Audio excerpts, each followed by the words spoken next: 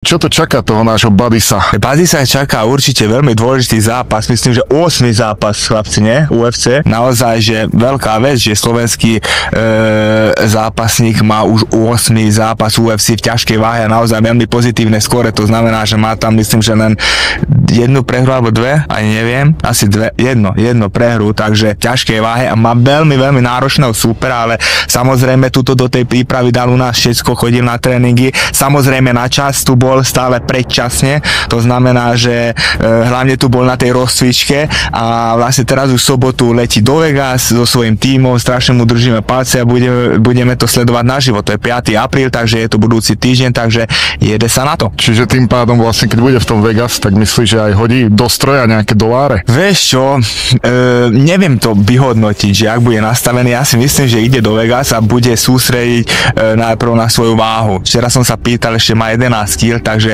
asi to bude jeho prvotné, nie tie automaty. Ale povedz, že 11 kg, ale do koľko kilo musí schudnúť, to je také zaujímavé celkom. Presne tak, lebo veľa ľudí myslí, že ťažká váha môže byť hoci koľko, takže Buddy musí schudnúť do 120 kg, takže teraz má 131 kg, možno už má 130 od včera, takže aj tak 10 kg to je strašne veľa a vlastne deň zápasu už môže mať zase 130 kg, takže aby sme vedeli, že aj jeho súper je velikánsky, tam sú naozaj veľké obry a na to sa bude sústrediť, ja si myslím, celý týždeň, aby tú váhu urobil. Prechádzame k ďalšiemu dôležitému členovi v rámci prípravy Badisa na jeho UFC zápas, jeho hlavný výživový poradca. Povedz nám, Badis dobre jedol počas prípravy? Buddy úžasne, vyvážená strava, kvalitná strava, odrazil sa to aj na tréningoch a všetci to uvidia v zápase, že to bolo jednoducho špičkové. Lebo chudne do tých 120 kg predsa len. Áno, ešte mu chýba nejakých 60, ale to si myslím, že za ten týždeň úplne zvládne, takže to bude super. Ty si taký špecialista na také tie technické veci, športovo-technické, tak... Ja, na všetky technické veci. Taký technický typ. Čiže čo myslíš, že je taká silná Badisová stránka v tomto zápase? Tak určite bude dominovať on hlavne tým, že bude väčší, si myslím, od toho svojho supera, čiže bude musieť to využiť, čo on veľmi dobre vie pri tom tlaku nejakom, vytváraní tlaku na pletive a myslím si, že on bude hlavne dominovať z tohoto celý ten jeho zápas. A ty si asi aj sparoval niekoľkokrát s Badisom, že? No, myslím, že už by sme to nejaké, nie že dni, ale možno nejaké týždne, mesiace mohli napočítať, keď to prerátame na hodiny. A čím ťa najviac zvykol trápiť v týchto sparingoch? Tak práve by som povedal, že toto je tá jeho silná stránka, je vytváranie toho tlaku. Že si vie uvedomiť tú svoju veľkosť, silu a fajne tlačiť pekne na toho supera, potom ho zobrať na pletivo a odtiaľ už nepustiť. Dobre, tak budeme to sledovať, budeme držať palce a verím, že mu to vyjde. Lebo však keď s nami trénoval, tak už nejaký tamto z UFCčka gáč ho nemôže prekvapiť. Neexistuje. To už keď trénuje tu raz, to nie je inej cesty. Dobre, ty si s Badisom asi strávil celkom veľa času. Tak ako to vnímaš, ako je pripravený?